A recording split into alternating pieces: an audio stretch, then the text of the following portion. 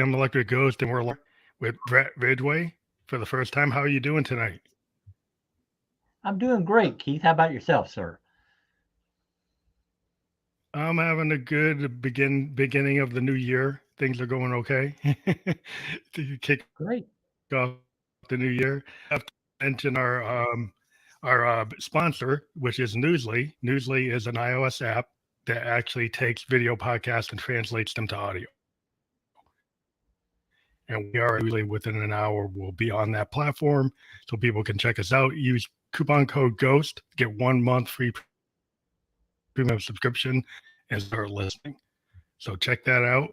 And so, Brett, this is the first time we've had you on the show. And I was reading about you. You have a 25-year veteran of the speaking industry. Is that what your primary job is? You're a public speaker? Well, my primary focus these days, Keith, is honestly helping aspiring speakers learn how to build a profitable speaking business the right way. I got my start in the industry about 25 years ago when I was asked to manage the backroom sales table at an internet marketing conference. Well, I honestly didn't even know what backroom sales meant back then, but I hadn't been to Las Vegas before, so it sounded good to me. So I went out and managed the back sales table for a guy who was putting on a conference. And that led to a side business where over the course of the next 15 years, I probably managed about 150 different events. And so I got to see from a behind the scenes perspective, kind of what speakers do well, what they don't do so well. I probably saw 2,000 different speakers in person in that time. And then they actually cornered me at an event in the early 2000s when they found out I was doing some product fulfillment for a website I had put up back in 1995, aimed at a particular niche. And they found out I was doing product fulfillment for my own stuff. And so they cornered me and said, hey, will you do some fulfillment for me? And so I actually founded a company called Speaker Fulfillment Services back in 2003. And that's a company that provides product duplication and fulfillment services for speakers, authors, and information marketers. So I've been behind the scenes for a number of years between the fulfillment and between managing the back of the room. And then eventually I did get the gumption myself to step out from the back of the room and get up on stage myself and share some of what I've learned along the way. So you're also the author of 7 books that focus on this type of stuff, right? All your books focus on this area. Yeah, all the books are in what I would call the quote expert space. So the first book I wrote was actually aimed at event promoters, and it was about how to increase their backroom sales. And then I wrote a book about mistakes that information marketers make because I was in the fulfillment world and I saw products coming through the door all the time. And then I did a book with a colleague of mine about website mistakes that online business owners make. And then I did one about mistakes authors make. You catch a theme here, mistakes. And then I did one. And then I did one called ABCs of Speaking with a couple of ladies. So everything's been in what I would call the author, speaker, event promoter, information marketer niche, essentially. Well, I think that kind of translates to a lot of things because a lot of people, don't think about it. But musicians, we are our own business. We have to market a product that happens to be like a CD or a download or a concert. So people say, well, why are you talking to different people? Well, because if you talk to business people or people who are trainers or people who have come up with, ways to be better, anybody can benefit from that. Because a lot of us, we're in a business, now this podcasting is a business, and how you grow and how you present yourself, we can all learn from the tips and of the trade that you've probably come up with. So I guess you talked about how you started in the industry, and then you have an upcoming book about how to build a profitable speaking business. Do you want to talk about that first to talk about how that worked, how that came Yeah, about? I'm really excited about that book. It is based on the 25 years behind the scenes primarily, and actually working with a publisher, met with them on Monday, and the book will be available mid-March. But it's about the war stories from behind the scenes, about things that I see people do that are just, you make you shake your head and wonder, as a speaker, why they would do such a thing. I mean, here's a story for you, Keith. I was managing the back room at an event a few years ago, and the speaker had the ideal situation in terms of when you're a platform seller. They had the table rush, people flocking to the back table to buy what they offered there. Unfortunately, I saw every penny within a month of the event have to be refunded to the tune of $375,000, all because Wow. of a mistake that speaker made. Another time we were doing a product launch for a guy in the Forex market, foreign exchange currency. And midway through the first day, they suddenly had their merchant account shut off. And it probably cost them, I estimate, somewhere between $300,000 and $400,000 worth of sales. And it's something a simple phone call would have prevented. But they didn't pick up the phone and call their merchant account provider and say, hey, I'm doing a product launch. We're going to be running a lot more money through our account than we normally do. I mean, so when you have a Oh, massive spike of volume, the merchant account provider goes, whoa, whoa, whoa, whoa, red flag. There must be fraud going on here or something. oh, so they shut it down because they thought it was fraud. Yeah.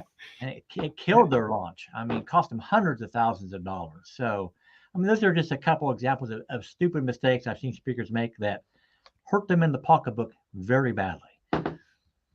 That seems like it's a recurring theme about trying to recover from errors or prevent errors, and I think that's something that people do have to think about in terms of their preparation when they go to do something. Because I traveled to Japan one time, and I forgot to tell my bank I was going to Japan. Oh yeah. So what Yep. happened when I went to the ATM? They wouldn't let me get any money. And it took like days and days Yeah. to get that approved, and I'm sitting in Japan and I can't access my money. Now, luckily, before I went, I had transferred like a bunch of money into yen, and I had a bunch of yen with me, so I Yeah. survived until I got it fixed. But that's like the kind of precursor. Like if you're going to go to a Yeah. foreign country, you better make sure you have access to your capital. Yeah, I had a similar situation. My wife and I went to Israel a couple months ago, and trying to do banking over there is just a royal pain in the butt, frankly. So, lesson learned. Yeah, Japan wasn't that fun either. Um, Yeah, so when you I guess not just getting on the stages, because now a lot of public speaking people do like web shows like this. They do podcasts, they do conference calls with tons of people and their big presentations. So I see that you work with a lot of corporate clients. Do you have different strategies versus like something as a web conference or a web call, or it's an actual presentation, like a physical presentation that happens to be on the net, or one Yeah, that's physical, and maybe there are different techniques for when you're on the net versus physically at a venue? there are certain things that are different, but there's so many commonalities that, it's kind of hard to differentiate. I mean, I view the speaking industry this way, Keith. I mean, I think in my mind, there are three types of speakers. One is the keynote speaker who is paid a fee to come and deliver a presentation to a corporation or an association. The second is what I would call the platform seller. That's a person who speaks typically at a multi-speaker event and then offers some type of product or service at the back of the room. And that's the world that I primarily came up through. Mhm. Then the third is the regular business owner. It could be a chiropractor, a plumber, an electrician, a pipe, whatever, who uses speaking as a marketing tool to build their brand and build awareness, but they're not necessarily directly selling from the stage. And certainly the speaking industry is one that's changed considerably over the last few years due to COVID. I mean, in-person events are starting to come back, but virtual summits and podcasts are a lot more popular, obviously, than they were even a couple years ago. And obviously, it's a world that you play in, and I'm getting ready to play in with my own podcast. And I mean, the biggest difference, I think the biggest difference obviously is for the event host more so than the speaker. I mean, the speaker needs to deliver solid content, and if they're selling, seamlessly transition between their content and their close. But for the event promoter, it's about getting your audience engaged, and you got to use different tricks and tools to get people involved in a virtual event than compared to an in-person event. So yeah, there's some things that are different, but as I said, there's a lot more in common. It's just a matter of knowing your content as a speaker, knowing how you're going to handle that interaction and build the rapport with the audience as both an event promoter and a speaker to make it work in the best scenario for all of you. So a lot of times the people you work with, they've got like a back table and they got their product, so people can go in that venue and actually go touch the product or buy the product. Yeah, typically in a multi-speaker event world, you'd have an event, they would run 3 to 4 days, typically feature what we would call hard topics, which are how to make money type things, essentially, where soft topics are things like relationships, etc.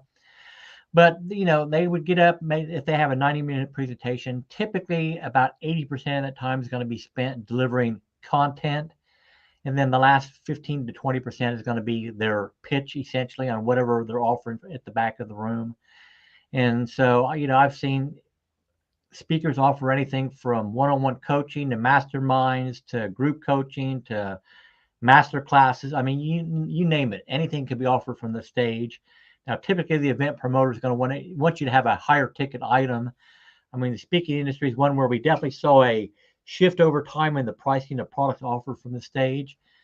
But at most of these events, the promoter is looking for, a product $1,000 to $2,000 that's going to be sold, because the usual way that it's done, Keith, is a 50-50 split between the event promoter and the speaker. Oh, and they get a percentage. Yep, yeah. they take half of whatever you offer from the stage in terms of the price. So, they don't want you coming in and pitching your $15 book from the stage, because there's no money in it for them in that scenario. Yeah. So you're actually pitching a service, like, so you're a life coach and you're gonna pitch like a service that's gonna cost a subscription price that maybe could go into the thousands if you're gonna go to a facility and take part in a physical life coaching event. I've actually talked to a life coach in Hawaii where they actually have people come to his retreat and they physically stay there, and it's like, it does cost a pretty penny. It's not like a $15 thing. So you would think, you could probably work out a sales thing. It's interesting that it's 50%, because like musicians, we can't live off our merch. And we don't get that kind of split. Like if we sell T-shirts or sweatshirts like this, we get most of it. But the venues don't really get a lot of our merch. That's kind of the way it's worked with us.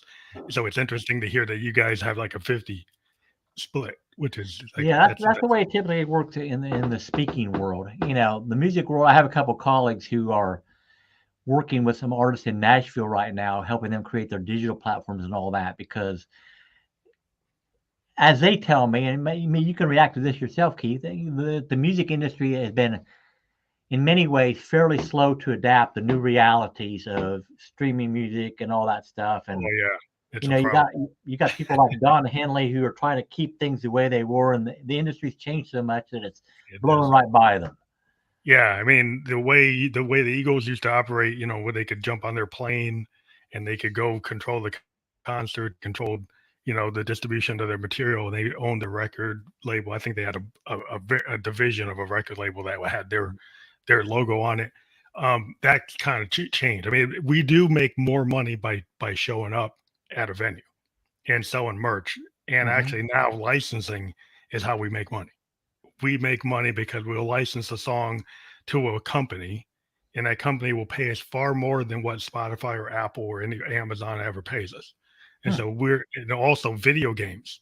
If you license a song for a video game, your royalty rate is significantly higher than you get on Apple or Spotify. And so I've been working on stuff like that, because that's where you have to go. You have to go where the money goes.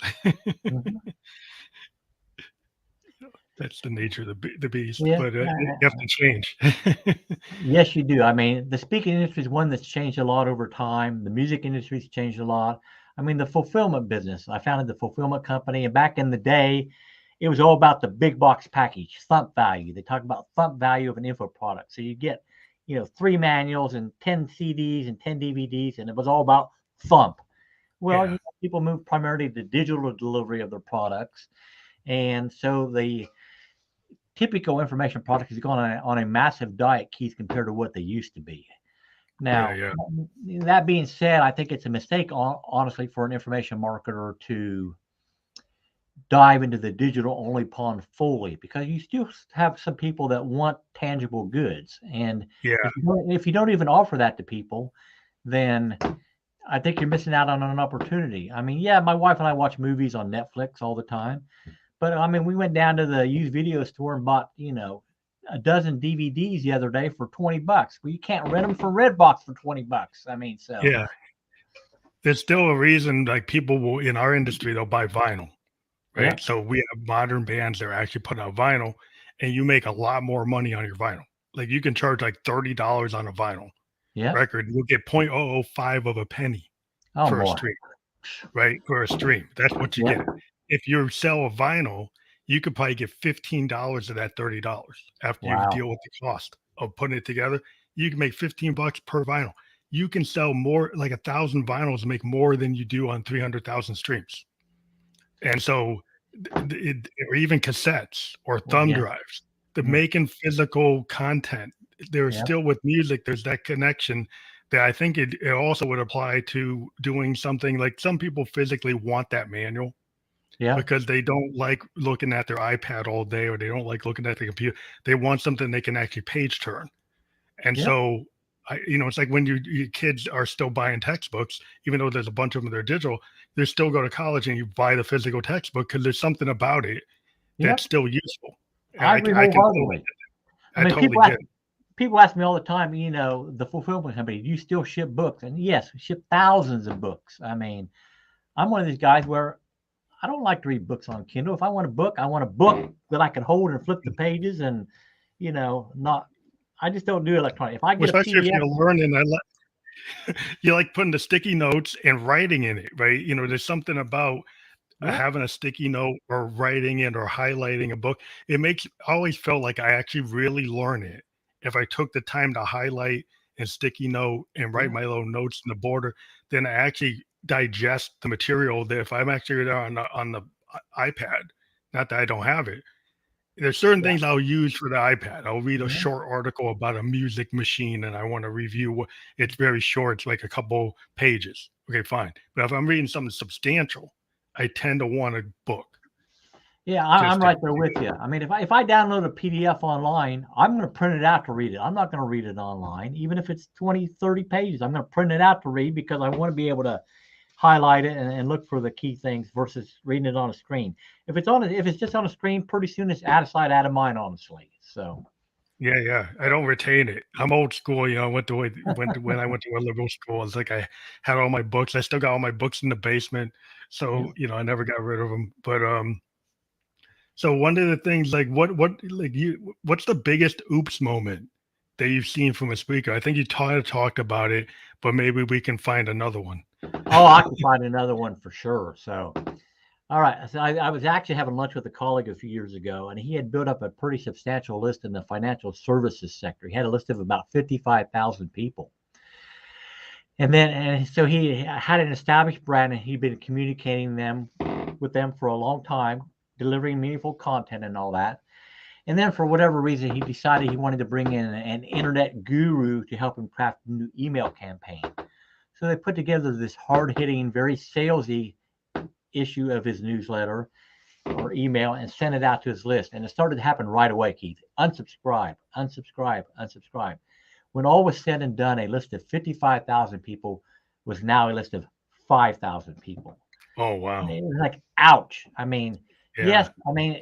obviously a lot of those people weren't going to buy anything anyway, but I think it's a tremendous mistake to bring anybody in to work on your brand without fully educating them on how you've communicated with your list in the past and maybe do some kind of transition over to a more salesy approach or whatever. Oh yeah, maybe slower. Just to cold turkey switch the method of your communication, the tone of your communication.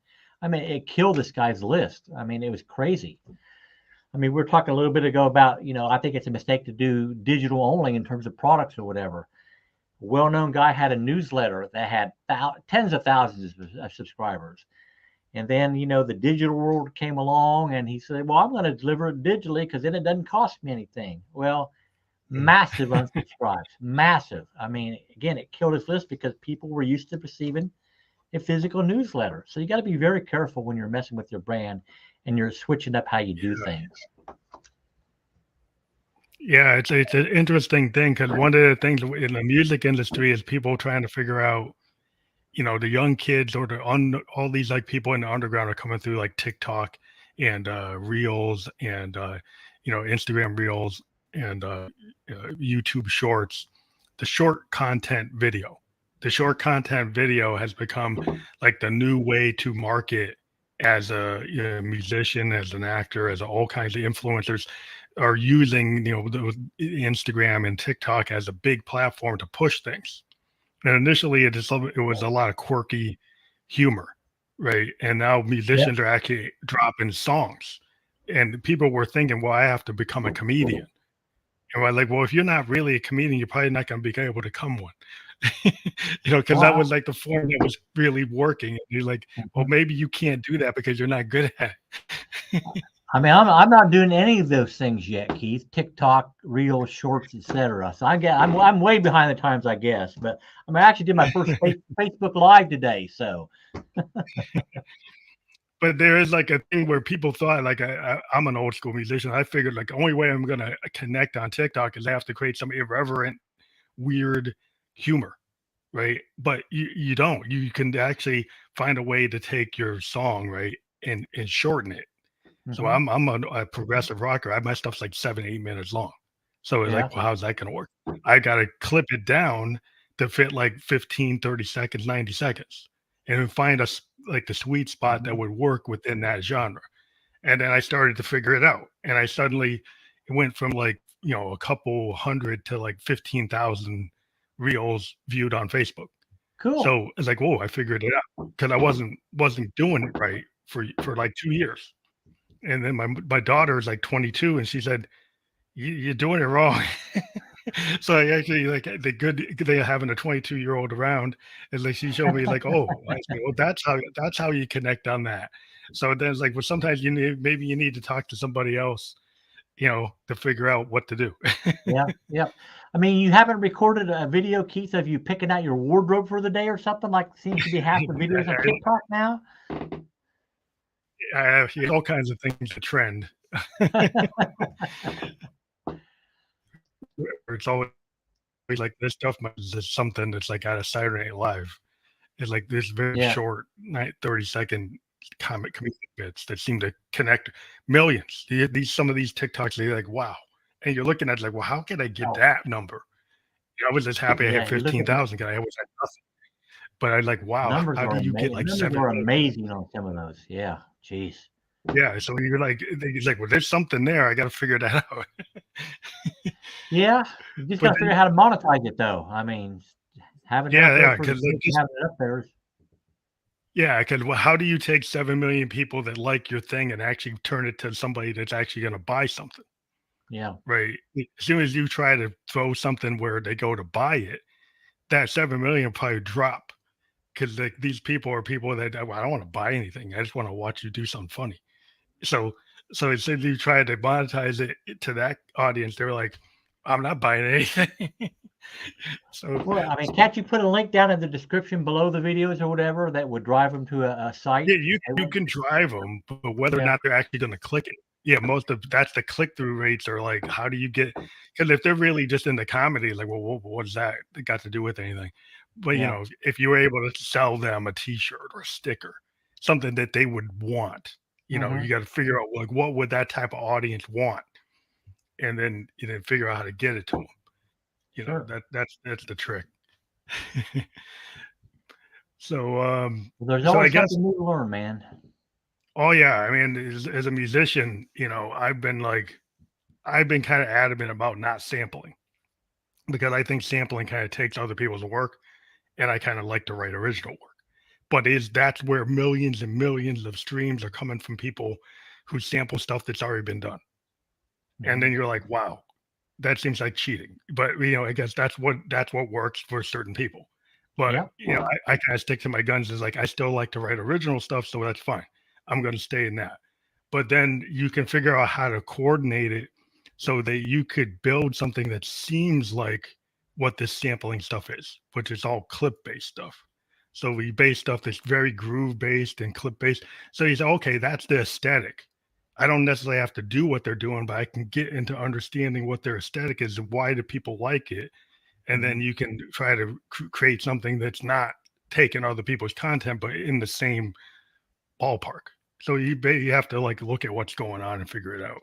Well, I'm gonna have to search your music stuff out, Keith. So Yeah, well, music is just a big part of what I do, but What do you think the biggest thing about getting more gigs as a speaker? Because like artists and musicians, we're always trying to get gigs, but as a Yeah. speaker, so if we can kind of understand the idea of getting a gig, like a big motivator for any artist.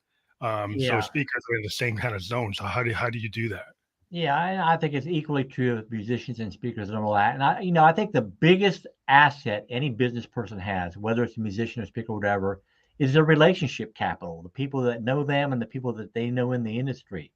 I've been spending a lot of time lately doing various networking events to be seen out there. And it's so important to be seen. I mean, if you're going to be on a virtual summit, for example, I mean, you need to participate in them as a speaker, even if you're not actually presenting at that particular event.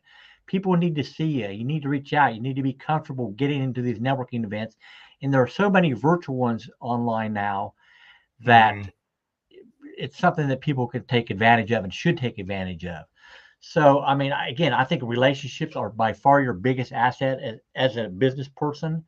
And you need to make sure that you nurture those relationships. And it needs to be about, what can I do for them standpoint versus what can they do for me first and foremost? Because if they view it that you're only in it for yourself all along and you're not willing to help them out in any way, then they're going to see through you pretty quickly and you won't get the results that you want. So you got to come in with a giving, sharing attitude, and it'll develop over time. I mean, one of the books I wrote was called Mistakes Authors Make, and we went out on a limb and decided we were going to try to drive that one to a #1 Amazon bestseller at a live event. So we're either going to fall flat on our face with egg, or we were going to succeed.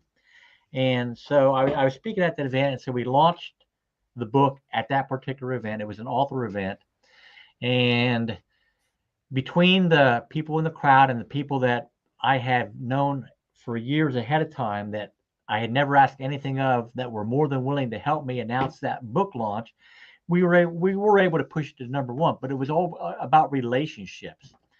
The Mhm. fulfillment company that I founded in '03, Keith. I mean, it came about because of all the speakers I had gotten to know in the industry from handling the back of the room. And so I knew 20 years ago a lot of the biggest names in the speaking industry, and many of them became clients. But it was all about relationships. It was all about people that you know and people that know you and like and trust you. So figure out how you can nurture relationships and come in with a giving attitude, and you'll have a far greater chance for success. Yeah, that's kind of like the way the music industry is kind of like a barter thing nowadays. A lot of artists, like we will go and guest on another artist's album. Hmm. We might not get paid right away, right? We might just do it because we want to get out there, Yep. right? So a lot of us will show up on somebody else's tour. We'll show up on their record. Well, if you have a podcast, you'll go on their podcast. They'll go on your podcast. You kind of go into like this communal idea that's like, oh, we're like the Grateful Dead. We're like a big bunch of group of people. We're gonna have this collective, kind Yeah. of like a dead or like it was like the Allman Brothers or something. There's like you get these fans, and then the fans become part of the show, or they become part of the engagement. You say, hey, some of these guys know how to play. Yeah. So let's push this guy.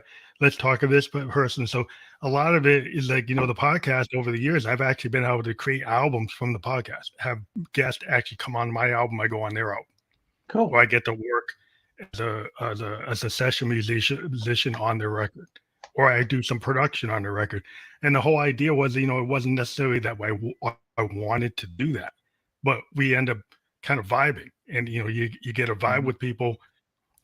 Doing this pod match, had another podcaster. I'm going to be on their podcast this month because Yeah. they liked seeing me here. So then I said, oh, I'll go on yours. So it's kind of like you give and you get. Oh I've yeah. been doing I've like been doing free. a, Yeah, been doing a lot of podcast swaps myself, so I know where you're coming from. So yeah. I think it's a good way to get out there because, like in terms of podcasting, people like musicians for a long time was like, oh, we're only going to put one album out a year. In the mhm. modern world, because of TikToks and reels and stuff, you can put out 4 or 5 clips of songs a day, right? So you can put out tons of content. And Mhm. one artist this year actually put out 145 songs, a hip hop artist. And people Wow. would have told you in the past, you shouldn't do that much content, but that's not the way the world works anymore. The way Mm-hmm. the world works is if you put out the content, you get more attention. You get your fans actually want to, because they're kind of in this consumer thing where they don't want to wait for Axl Rose to take 5 years to do a record. you know, Yeah. that's not the way the world is anymore. So do So you tour yourself ever, Keith? I used to play before COVID in Boston and New York, do shows, and I just did some virtual concerts for a platform that went away. But for the whole month of December, I spent like 15 days playing live sets, 15 minutes sets on these for 15 days on Sessions Live, which was a really cool platform, but they went out. But I kind of they went out with a bang. I was playing with them for the last legs of their existence. But yeah, there's a lot of cool stuff like that, like where you can they had these virtual platforms where musicians can go on, play a 15-minute set on a virtual stage. One of them was like a Winterland Berlin, and then Winterland like Las Vegas, and they would basically be capturing artists from different areas of the world and then having guest people come on. And it's just a really, the virtual stages allow musicians to oh, I can't play anymore. I was playing for the 15 days straight. So you can play. It's just you have to set yourself up to be able to play. Some people don't have the setup to be able to play from their home base. They have to go somewhere because they don't have their equipment. 4 years ago, I invested in the equipment because I got sick of taking my U-Haul and my roadies to Boston and New York, and I got tired of it. And I said, well, I don't want to do that anymore. I just got tired of doing it. I like doing it. I like playing, and then COVID made it worse to get better. Yeah. I love playing New York. I'll play New York again, but I guess I don't want to play it every week. It's too much work. Coming from New Hampshire, at least. But if I lived closer, it probably wouldn't be a problem. But well, it's just a short hop down to Boston, though, right? Yeah, Boston's more doable. Fenway's cool. There's a bunch of clubs around Fenway, but yeah, it's just I think just being on the scene, you just got to put yourself out there. Like I think you're saying, like the podcast strategy or this a strategy as a speaker, that you need to show up everywhere you can that you physically can handle. Because I guess you don't want to burn yourself out. Yeah, you got to pick and choose. You got to pick and choose your battles for sure. I mean, I've had a challenge over the last month or so. Overbooking in terms of trying to get on more networking events than my schedule would actually permit, because you're trying to record podcast episodes of your own as well as guesting on podcasts, and you just can't do it all. You truly have to pick and choose your battles. Mm-hmm. Do you have a strategy to figure out what's going to work, what you can let go? Like, do you just kind of like go just figure out what I can let go, or do you try to think about like what's the biggest bang for the buck? Well, that from the standpoint of I try to get into each one at least once to see how their flow is and what kind of audience to get on there, because obviously networking is about meeting as many people as you can reasonably. And so, if it's a networking event of 100 people versus a networking event of 10 people, I'm going to pick the 100 people one. And, there are actually some of these networking events that are charging to attend, which is fine. I usually check them out at least once and see if I want to spend, $20 or whatever to go back and be at that networking event again. I mean, I've even run across some podcasts, Keith, that are, that they now charge you to be on their podcast. You can move to the front of the line, so to speak, by paying a fee or whatever. And I've done that once or twice, but as a general rule, there are enough podcasts out there that you really shouldn't have to pay to find one to be on. I mean, if it's a really, really great one that has a massive reach, then spend that $50 or $70 or whatever it is to do it. But, there's no shortage of opportunities out there. Use services like Podmatch or whatever to, find suitable shows to be on and suitable guests for your show. So. Yeah, I mean, I like, when I first started, I was on an app called Spearman, which was just one of these iOS apps like Wisdom. and I don't know if you ever heard that one, but they just Hmm. let you go on the phone and do audio. It's no video, it's just audio. So for when I first Okay. started in 2016, I was on SoundCloud, and this New York DJ named Rock Tunes actually found me and sent me a note saying, "Hey, I want to do a podcast interview with you. I seen your SoundCloud. You got all these songs on SoundCloud. I want to talk to you." I said, "What's that?" I didn't even know what a podcast was. It was 2016. So what's that? Hmm. And it was Yeah. like a radio thing. I said, "Oh, okay. It's like a radio interview." So then I went on. And then we vibed so good, we started doing a show. We actually did a show for like 3 months where we talked about music for three Hmm. months on his experiment. And then I decided, hey, why don't I go and do this and interview all these artists that I know on Instagram? And I started pitching to them, hey, I'll do an interview like I did with Rock Tunes. Here's what it sounded like. Send them the link. And then I started getting interviews. I started doing like 4 or 5 interviews with bands in Australia and the UK, all over the place. And I was just so surprised. The biggest thing was I would ask an artist if they wanted to do it, and they would do it. And Hmm. I was so shocked. I wasn't going through an agent. I was talking to them directly through their DM on Instagram, Yeah. So and I was getting to. what are some of the big names you've been able to get on your podcast then, Keith? I was able to get a Grammy Award winning producer named Billy Hume, who produced Lil Jon and the lead singer of the Goo Goo Dolls. He won a Okay. Grammy, and he has a brand new band called Tokyo Teens. He's pushing out. And I also interviewed a Grammy Award winning producer named Kevin Stratton. And Kevin Stratton actually worked with Stevie Nicks. He worked with Eddie Van Halen on Jump. He was behind the DX7 synthesizer, worked with the band Toto on the song Roseanne. So Hmm. he's a big Grammy Award winning producer. He worked with Quincy Jones, worked with Janet Jackson, worked with all these people. And he liked my stuff. And I was like, wow, this guy is big. I knew who he was. Yeah. And the fact that he came on my show and he said he liked what I was doing with my Moogs and stuff, I was like, that was like one of the biggest compliments ever as a young, as a producer that's kind of underground producer to get a big guy like that, like a Grammy Award winning producer to say that they like your stuff. Hmm. That kind of and they gave me some cred with the other musicians. I started being able to interview this band that just came over from France called Rosaway, and they're starting to hit big. And it's a flautist and a drummer, a husband and wife, Hmm. and they are like nominated for a Grammy. And I got them when they were still kind of people didn't know who they were. I knew they were good, but like that's my whole thing is to try to get bands that are merging Yeah. like right when they're coming up, and then they kind of break through. So yeah, that was a pretty cool band to get. Cool. Never heard I've of got them. like 150.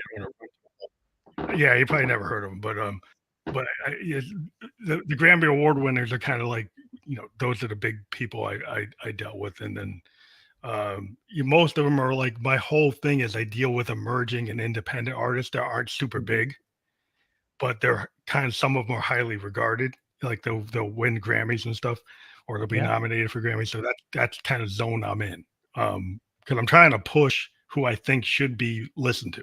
That's like my whole point. Hmm. But Well, my music is the the 70s and 80s. You get much past that, I can't tell you much about music at all. yeah, well, I'm a big fan. Like I mentioned, like Pete Townsend. Like I love the Who. Yeah. I love Led Zeppelin. I love all that 70s stuff, Hendrix, all that. I'm a classic rock, yes, Genesis guy. But I do know a bunch of new stuff just because I'm kind of in on that. But yeah, it's just what you do today is you try to, and that's where I got beyond that. Well, now I'm talking to people like yourself and CEOs and influencers and podcasters because you have to kind of change to adapt. When I first had a podcast, it was, getting certain numbers, and then those type of interviews weren't getting as many, the numbers that I'm getting now from other types of interviews. So I said, okay, I'm going to expand into other things, and you have to kind of adapt and change as it Yeah. goes. You find new venues, you find new places to go. That's the only thing as a podcaster I would say. There's new platforms coming up all the time. So I tried like Wisdom out. I'm on Anchor FM. I'm doing this thing. There's a new one that only does like 5 minutes. There's the one that just came out, and all you can do is 5 minutes. And Hmm. it's a kind of a test to see what you can do with that. And so there's all kinds of new tricks coming out, and it's like sometimes I just try each one, and it's like, well, I don't like it. So, but you should just try them. It amazes me the number of podcast outlets there are now. I mean, I was looking at somebody's site and they had listed they were featured on like 25 different places you could go listen to their podcast. I had no idea there were that many outlets for podcasts. So yeah, I mean, when I first started on Anchor, there was like 11, and I'm like, I can end up hitting like 15. You know, when I do a podcast, it goes across. Cause like, well, I take this and I throw it on Anchor. Anchor sends it to 11 places. Yeah, they send it to like 11 places automatically, and so that's how we are able to distribute. We get distributors like Anchor, which is part of Spotify, but they will take your podcast and then send like 11 other places, like iTunes and YouTube, Amazon, Google Play, uh, uh, Radio Public. Now it's the audio version, not the video version. The video version will live like on Facebook and Twitch, and actually Twitter can do video now if they stay around. what, is it limited like 3 minutes on Twitter? No, Twitter, I actually had a setup, but I had some problems with Twitter, so I'm not on Twitter anymore. But Twitter, when I was on it, they had a thing for podcasters that if you platform your Twitter, your podcast would actually, if you went an hour, people could see an hour on Twitter. And I was very amazed by that, because if you try to upload that, right, if you try to do it yourself, it won't work. But when you go through a distributor like StreamYard had a relationship with them, and when you send that live, it actually gets a permanent link, and then you actually can see it. So there's a bunch of episodes of this podcast that were on Twitter that actually are like an hour long on Twitter, which is pretty cool. If didn't know you could do that, because I was trying to upload one today, and it was like 8-minute video, and it wouldn't upload. It's like, no, you can't do it yourself. You have to do it. I don't have the connections you have, man. You have your distributor. You just got to set yourself on a distributor, and then, you know, like the Restreams and the StreamYards of the world and the Anchor FMs, they can distribute to other platforms, set you up. If you try to just do it yourself through your own website, you'll find that there's limited reach through your own website. It's cool to have your own website, and I have a website, but for my distribution of my podcast, I use established platforms that I have discovered since 2016 that actually can get to my people I need to get it to. Mm-hmm. So that's what I learned. Well, I'm still learning, man. I'm still learning. So. Well, it's a process, you know. I think as you go, like I never even knew I wanted to be a podcaster. It just kind of came because this guy from New York said, do I want to be on the podcast? And then we liked it so much that we started doing one. And then I just didn't stop. And I kept on going and finding out where I could go. And it's somewhat interesting. And people say, well, as a music producer, why would you take time from production to do this? And what it does is it brings people to my brand. Sure. I get people who listen to the Ghost because they, well, who's this Ghost? And then they find out I have a podcast, and they find out I have music, and people will go and check out the music. And so I get people who come in that maybe would have never come in. And that's kind of better than any bot I ever seen. Yeah. There's lots of bots. You don't want a bot, you want a real person.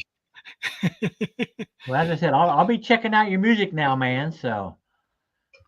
Yeah. What do you think about like the whole social media thing? I don't know how hard you're into it, but there's a lot of people out there trying to sell bots to all kinds of people. You know, there's all of these people on Fiverr that say that they can push your podcast and they can do this and do that. I've been kind of reluctant to look at any of them because I'm like, I can't see your ROI. Yeah, I haven't honestly done anything in that arena. I mean, I'm more active on social media than I was even a year ago, but I mean, I do Facebook, I do LinkedIn primarily. That's where I have my most followers. I just set up an Instagram account for the first time about a month and a half ago, so I'm late to the party there, and do Twitter. But you know, I haven't even messed with the TikTok and the Reels and all that stuff yet. So, well, you'll see all the marketers will come to you and they will say, "Oh, I can give you like more followers and there's a lot of like scammers out there. There's a lot of Yeah. people just come unannounced saying they can do X, and most of them are coming from like where the Czech Republic. I mean, It's you like could. where's my fans? Yeah, this is truly another area where you got to pick and choose your battles. I mean, particularly if you're a solopreneur. I mean, you can't be on every platform actively, every day and all that stuff. Now, if you got a team working behind you that can keep you posted on more platforms, great. I mean, go for it. But if you're doing it by yourself largely, pick two or three that you think the majority of your audience would be active on and focus your efforts there. And it's more about being consistent across two or three platforms than scatterbrained across 10 platforms. And you're lucky if you post something once a month. So Yeah, it's the only thing that's cool about the tools, that once you get out there and you realize that there's a lot of these tools that will go and blast your thing out to multiple platforms. Now, the question is, when they do it, some of these platforms have certain algorithms that will just blast and it's not going to do it, right? Because the way it's the hashtags and the keywords, that if you don't get the right ones, you can blast it everywhere and it's not going to go anywhere. So that's the half of the stuff is you find out when you get on the thing is actually getting somebody that knows SEO is better than getting somebody that knows bots. If somebody's yeah, sending you bots from Russia, like I don't think there's really any peg fans in Russia. so it's more as a better investment for Peg to go to an SEO expert and figure out the hashtags you mean the than to go. Phantom Electric Ghost doesn't have a big following in Russia? Is that what you're saying? Yeah. Well, like if you go to some of these one time I did go to Fiverr, and they said they could give me followers, and when I checked, they're all coming out of like Moscow, and I'm like, well, I don't think there's really anybody in Moscow. I think these guys are all bots. I think they're all Yeah, made up. And when I checked it, I'm an IT guy. Like they were all bots. And like yeah. really, and so I it's mean, like is an SEO investment into somebody that actually does custom hashtags yeah, or knows how to hit the algorithm on Instagram or knows how to hit the algorithm on Twitch. That's a better investment to find somebody that actually can get you real organic growth from yeah, tweaking of your hashtag and the tweaking of how you present or what time you present. Though that's way better information. That's what I found over time is like there are people that actually do know stuff, and you got to find the real ones versus the fake ones. But yeah. I think that buying followers is not the way to go on any social media platform because it's going to be yeah, junk. It's going to be junk followers, and you're not going to get anything out of it. So you're paying money to build a list where you have people who aren't going to respond to anything you do. So, like you said, do the SEO, build up your site. I mean, ideally, I left the fulfillment company a few months ago, and so I left my list behind. And so I'm starting from scratch, building my own email list.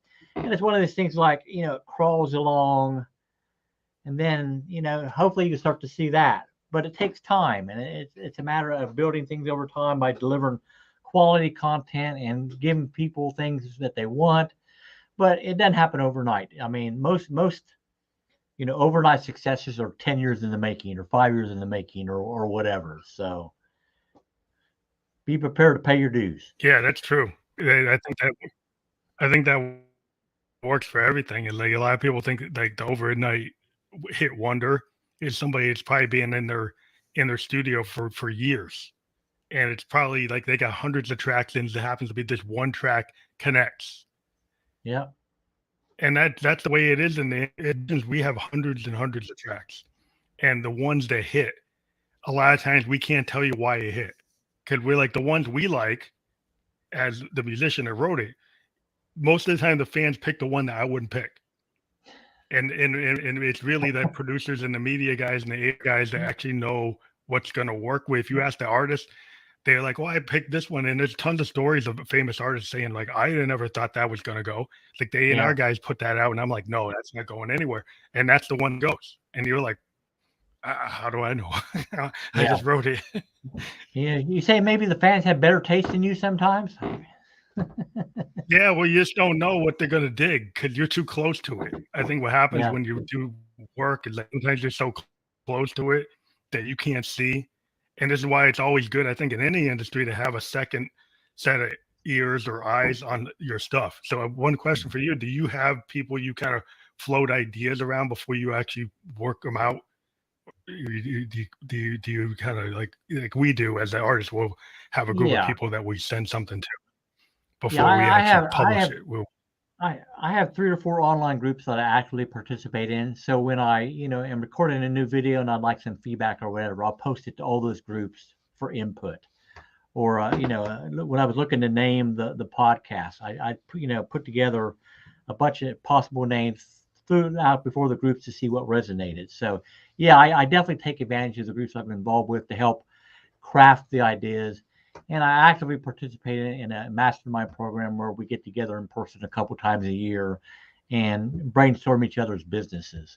So I highly recommend, honestly, that any business person, find a mentor. Trying to learn something by going through the school of hard knocks is a very painful process.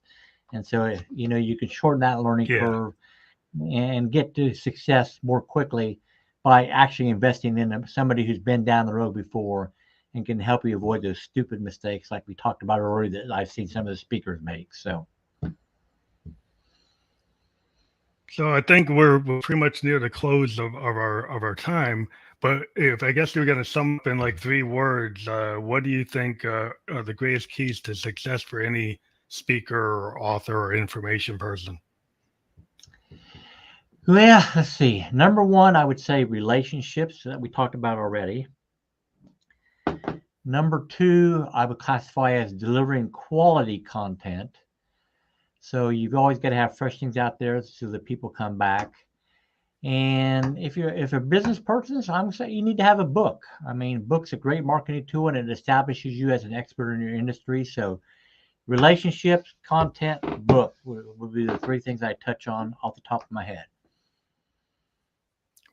So you think a book is really important? Well, yeah. Because a lot of speakers, they might not have a book. They maybe have a program. They've got like a service, but they don't have a book. Lately, I've talked to a lot of mentors Hmm. that are books. So maybe they've learned that they need a book. Yeah, I think a book is critical. Number one, because it establishes you as the go-to person in your niche. So even local business people, like I said, electricians, chiropractors, doctors, plumbers, whatever, should write a book about tips related to their industry. And so when people have a need for that type of service, they're who they're most likely to go to because they're recognized as the industry leader in their area because they wrote a book. It gives you credibility that you wouldn't have otherwise, frankly. So yeah, I think a book is critical, but people need to recognize it for what it is, Keith. It's primarily a marketing tool. Most people aren't going to get Mhm. rich off selling books. It's the lead product. It's to introduce them into your world, and the real money's made in the back end, higher ticket price coaching programs, masterminds, master classes, whatever it may be. So yes, you need to have a book. You should have several books. I mean, I've written 8 now, but it's a way to get people into your world so that you can then have the ability to offer them those other products and services that are where the real money lies. Yeah, that's a good idea. I mean, the only books I have are like lyric books and poetry books. But I should, as soon as I got into podcasting, I probably should do a kind of like a how did I get into podcasting? Maybe I do a like how did Peg get into podcasting and succeed or something. Come up with a book like that, and then I mean, do that. how do But you like as musicians, podcasting? we're always Mhm. How to use what? podcasting for musicians sounds like a natural book that you should write. So, Yeah, I've been kind of playing with the idea of how you can why I do it as a musician and then trying to sell that. And I think I've got you're convincing me more that I should probably continue with that thought and actually expand it you should do into that. into a real project. Yeah, it's probably it's worth doing. I think that what I've seen from the people I've been talking to in the last year, it just seems like it's a workable idea. It's like it's not Mhm. something kind of flash in the pan. It's something that makes sense. So I want everybody to always make sure you check out the website there, which is bretridgway.com. That will be clickable when we fully publish. and we're on Spotify video podcast and Apple podcast and Google Play and all the other places we'll be. We're going to send you a landing page when we fully publish tomorrow. We are live tonight. We'll be fully published everywhere tomorrow. And we create a landing page that will have like the Facebook, Twitch, YouTube, Spotify, Apple blog page. And so we create that for everybody that we do a podcast with, and we'll send that off to you that you can go and share. Super. Yeah, I'll be happy to put it out there. So I appreciate spending some time with you today, Keith. Yeah, no problem. I think it's great to learn about other people doing things and what you do as a speaker, as a podcaster, everything you were telling me. I think all podcasters who watch this can take like everything we've been saying tonight and think about it. And if you're thinking about writing a book, maybe you should write that book. I'll be looking for your title on Amazon soon, man. Thank you, Ben.